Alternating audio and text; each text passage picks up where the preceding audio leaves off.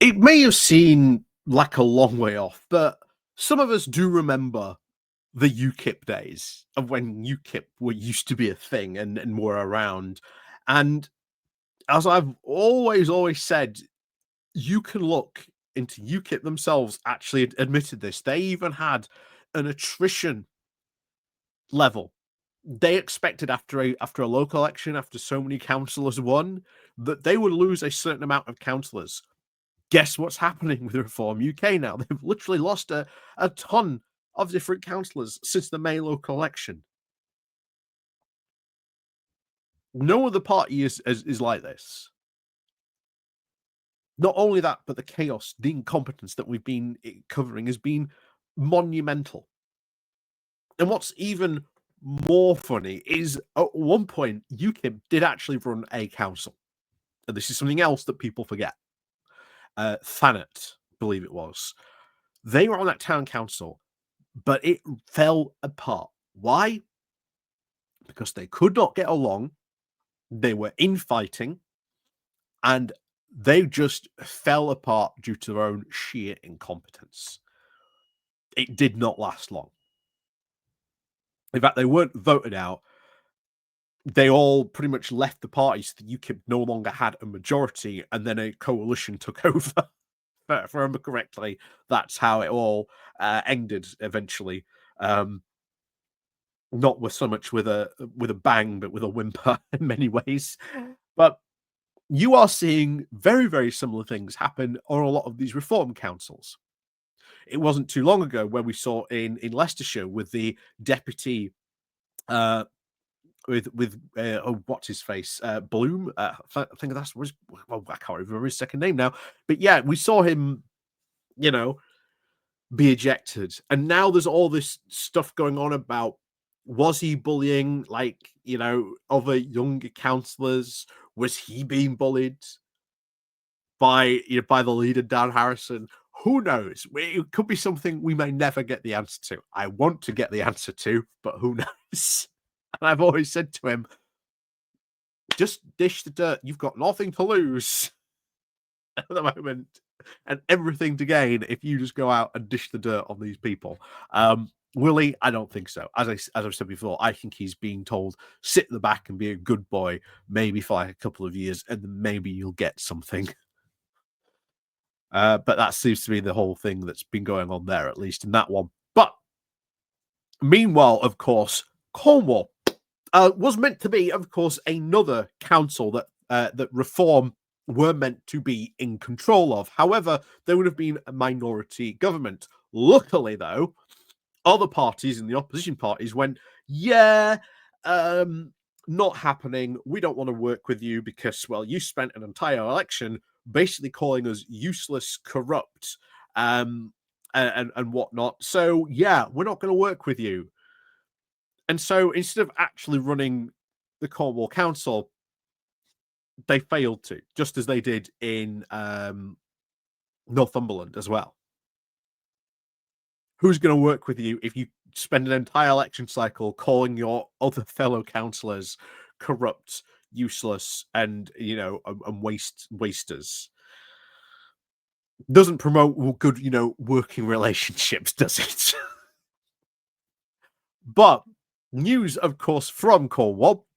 Turns out we've had a Reform UK councillor resign from UKIP because one thing that is still very much similar to the UKIP days is the infighting.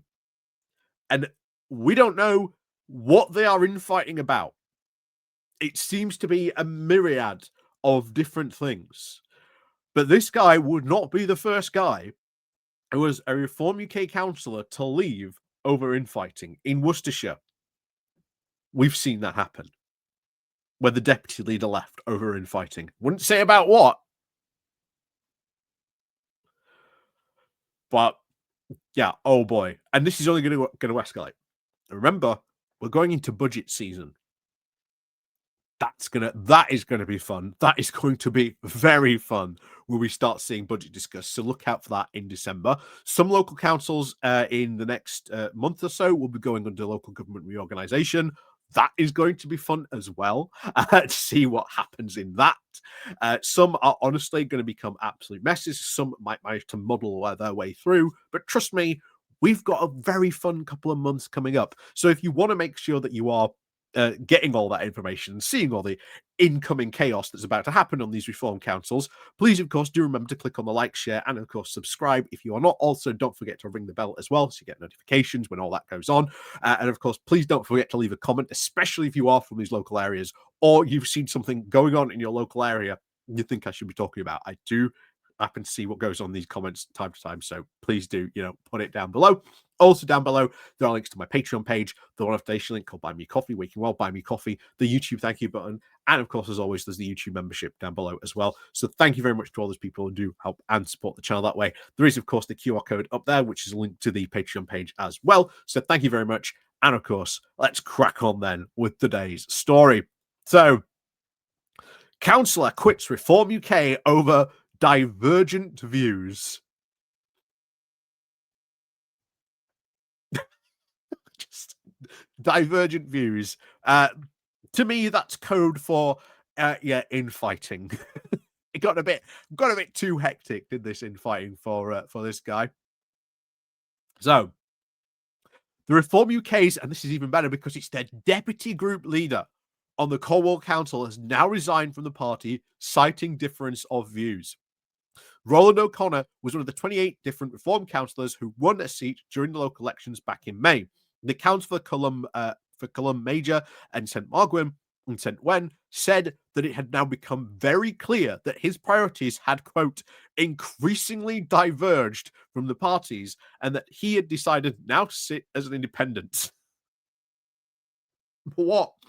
So what? I would love to know over what. What were these things you had diverged on? I would love to know. A Reform UK spokesperson said the party was, of course, saddened that O'Connor had left, and while Councillor Rob Parsons, the group leader on Cornwall Council, said he would, of course, miss his council. I'm sure he does miss his council. Reform, of course, does remain the largest party in the council with around 27 members, one ahead of the Liberal Democrats who currently lead the authority after forming a coalition with the independent group. So, bear in mind, if somehow Reform had managed to form a council, they were leading this a minority administration, they would be in very, very tough times indeed, because they are just one away from a majority. That would be very, very difficult for them to rule in a majority way down on that council indeed. O'Connell is said to have made his decision after, quote, careful reflection, saying, over recent months, it had become very clear that my own views and priorities for how to best serve local residents has now increasingly diverged from those of the party, he said. Again, over what? What was it? To continue representing our community with honesty and independence, I believe is right to step away from party affiliation. It is said to have been an honour to represent the ward and at least keep people working constructively and the council and the community. A statement from Reform UK said that O'Connor had made a, quote, lasting positive impact on people during the time of the party. We've, of course, saddened to leave the group and wish him well for the future. However, the Lib Dem MP for Northern Cotwell, who O'Connor, of course, stood against in 2024 general election, said the council's decision showed, of course, the area was now turning away from populism and political point scoring. So now we've got an even bigger question. Has this guy decided, oh, this was just a one-time thing?